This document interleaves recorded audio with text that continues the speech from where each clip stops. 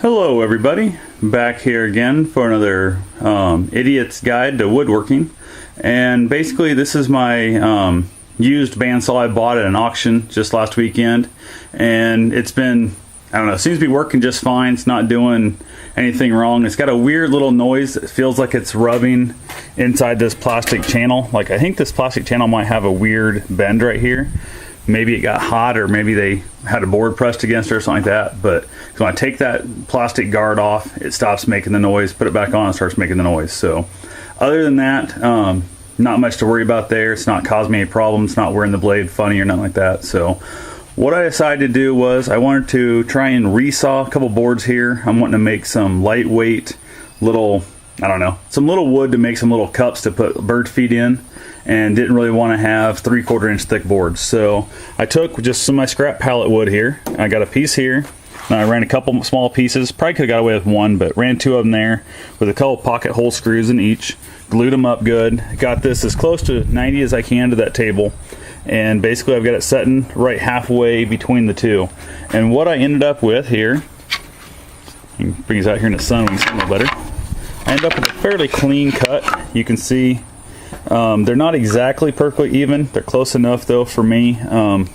If I was building a high-end project, it would be something I would worry about. But what I think I'll do is just basically use these for the long parts, the thicker one, and then the thinner one for the shorter side parts. So that way I can kind of tie them together and not have to worry about them being not quite perfect.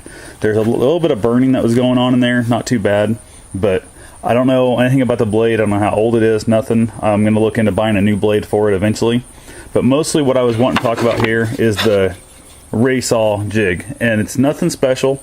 Like I said, it's just a straight 1x4 that was about the straightest one I had. I probably could have ran it through the planer, or the joiner, I guess. I don't have a planer, but I ran it through my joiner, made sure it was a little bit truer, but it seemed straight enough to me with my straight edge. Didn't worry about it. Clamp on a couple boards. Another thing I need to do up underneath here is that cast where it's sunk up in. Probably need to make a jig, because right now my clamp is stretched out as far as I can. I'm actually holding at this edge right here in the board. It's where it's grabbing a hold of. So it's definitely not the best way to do it, but it's working for me. So, and I have to say I'm pretty happy with the results. As you can see, they're not even exactly, but they went pretty straight. So that's all I was really after. So anyway, if I get that bird feeder done, I'll put that back up. Have yourself a safe, wonderful day. Thanks for watching.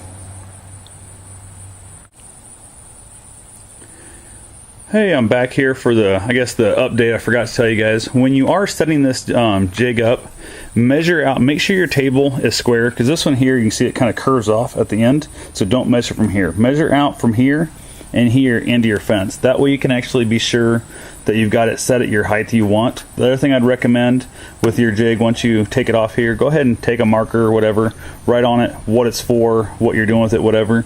And then, like for this one here is exactly 7 1/4 to this part, to the fence, and then I've got my basically 3/8 inch gap there. So what I think I'll do is I'll go ahead back on the back support somewhere. I'll probably go ahead and write the 7 1/4 from those two spots, so on and so forth. Gives me 3/8 of an inch.